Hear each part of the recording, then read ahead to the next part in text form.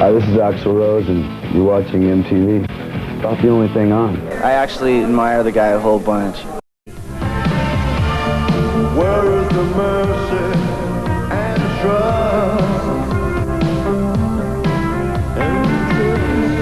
trust? See, the first record that he did, right, I didn't like. You know, and look at that, and I'm sitting, he's saying it. And I didn't really like it because I thought it was just a little soft and stuff. But I mean, he had some stuff he needed to get out, and you know, music is a real personal thing. So it's like, but this one's a little bit more hard-edged. The new hard-edged album is Fire and Gasoline, and Slash is one of the few big names that Jones didn't get to work on it.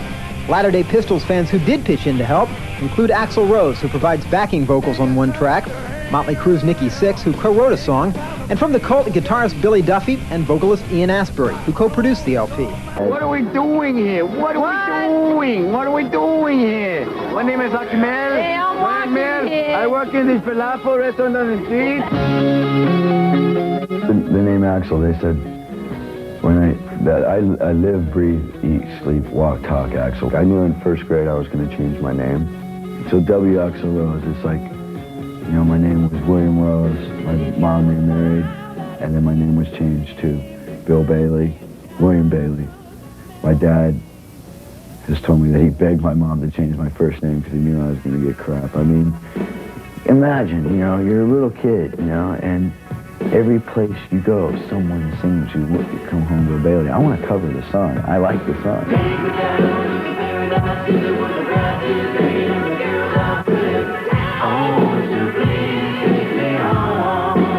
As a kid, it was like I was obnoxious to get attention, but I was very shy and introverted. People didn't see that side necessarily, but that's what's there, and it's still there. Well, my dad wanted me to play piano because he felt that he wished he could have and wished he would have taken time as a kid to learn how, because as he was older, he knew he had too many things to do and he would never get into it, and he wished he would have. I was way influenced by Elton John, and I got all his sheet music as a kid and everything, and figured, wow, this stuff is pretty technical. I can't play it, but I'll learn how to fake it real good. So it's like, instead of doing like, you know, 5-fingered things on the left hand, I learned how to do octaves killer. That's a lot easier. We had the Bailey Trio. Me, my brother, and sister, and we worked out 3-part harmonies, and we'd get up in front of church, and we'd sing like some gospel hit of the 70s, a little bit more rocked out than the actual hymns, you know, but I was like the bass then. You know, I was like, one more time, Jesus, lift my heavy burden. It was so much fun. It was really weird to think about that. We looked so geeky. I had aspirations of wanting to be a lawyer at one time. Because I liked the intensity of the challenge.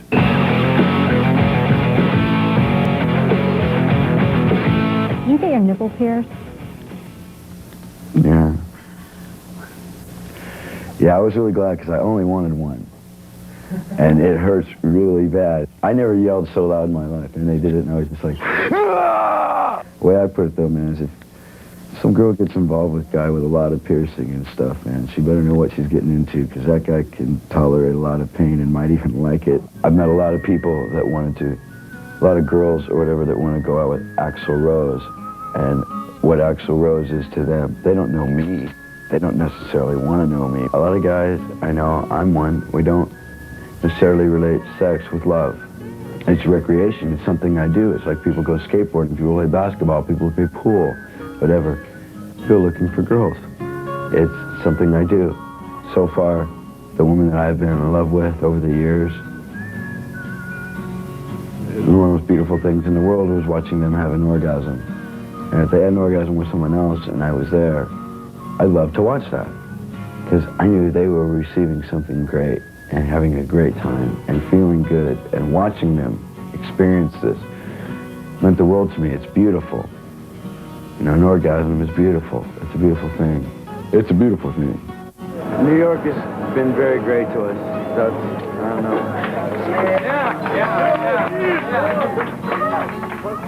I love Guns N' Roses.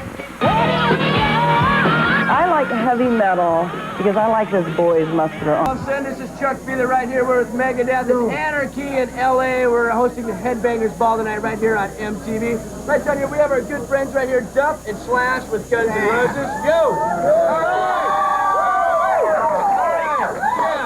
These are like our drinking buddies here in LA. We're looking for some more dead soldiers, as it were, you know, okay? Anyway, Duff, we're just talking about one of your new projects here in LA. One of your new bands, right? You're playing this Thursday at the Cat House, the infamous Cat House. Is that right? That's right. Dr. Love and Love Connection. I, of course, and Dr. Love. Dr. Love. Call the doctor, all right? He'll be in, all right? You know, take two, call him in the morning, okay? Yo. So, what have you guys been up to recently? We just rehearsed a new song, and we're about to go on tour with Iron Maiden in May. And then we're going to Japan. We're doing the Donington Festival, and we're going, hopefully, on tour in Europe with Metallica. There you have it. There you have it, right there, okay? Mega Roses, okay? Guns and Death, whatever. What do you say, Dave? What up? Yo, this is Dave Mustaine from Megadeth and Jeff Young from Megadeth. What up? And Mr. Slash, the guru of Gash from Guns N' Roses. Yeah. So Slash, why don't you tell us how many people you trashed on your last tour, eh? Yeah, come on, dude. That's gonna get me. I got enough legal hassle. Hey, who cares about the law? Sounds like a personal problem to Could me. help the anarchy in the U.S., huh? Let's just put it this way. I went out, I did my damage, everybody suffered for it. I came out all right, I'm still alive, no one shot me, and I'm still here. So you go along with our motto of rape, pillage, and unemployed then, right? Yeah, basically, you know, because I can't afford my own drinks. Yeah, that's what we say. We want to stay on tour because of beer spray, and you can always get a sandwich. Yeah, if you stay on tour, it's like 3 meals every day, 3 drinks every day, in a city, out of a city. You're always on the move. You get on a bus. It's like a free ride to nowhere. It's like in the bus, out of the bus, into the gig, out of the gig, into the bus, in your bunk, out of the bunk, out of the bus, right? Exactly. It's the living truth. Last I swear to chance God, of romance. this is the truth. Anarchy in LA! Woo!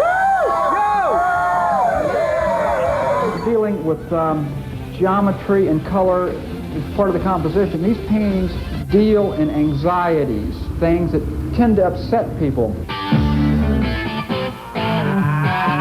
They make me shake a lot, kind of wild. I think it's good to stir people up. We've got a picture here of a gal that's a gypsy fortune teller that's forcing the future out of a crystal ball with an old Smith & Wesson pistol. In a painting like this, I'm not selling violence. And I'm not suggesting anything or telling people that the child should be electrocuted.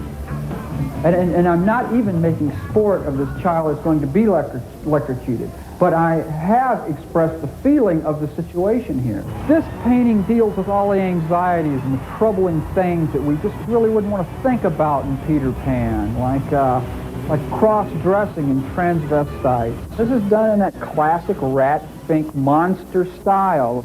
Hot rods, speeding, and bug-eyed monsters, and all kind of devices showing energy. Sex and decadence and cool cars.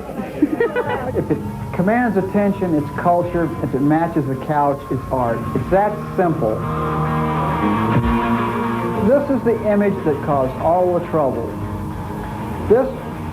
This is the particular oil painting that was used on the album cover Appetite for Destruction by the band Guns N' Roses. I love the picture, but I kind of submitted it as a joke because it was so outrageous to the band and manager. And everybody loved it. So, and I was like, you mean you want to use this? I was like, this is great. So then we just went for it. People thought we were like promoting rape or something, which was ridiculous. But, you know, everybody interpreted a painting different ways. Let me explain the painting to you.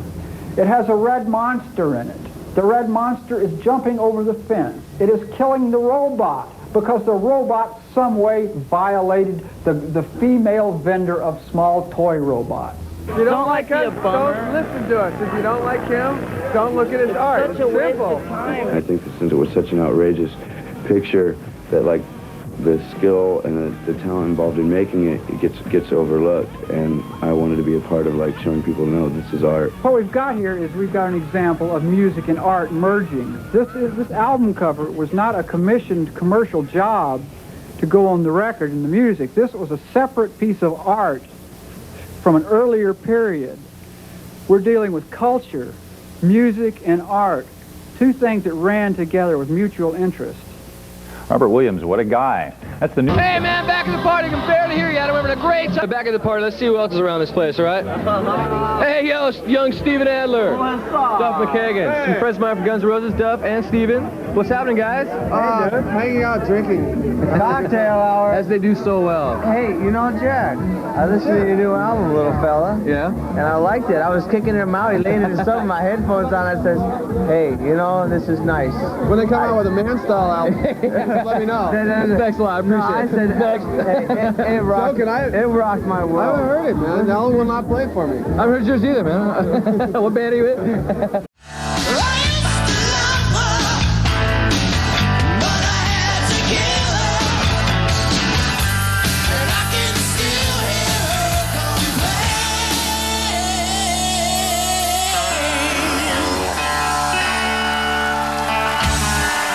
Thank you.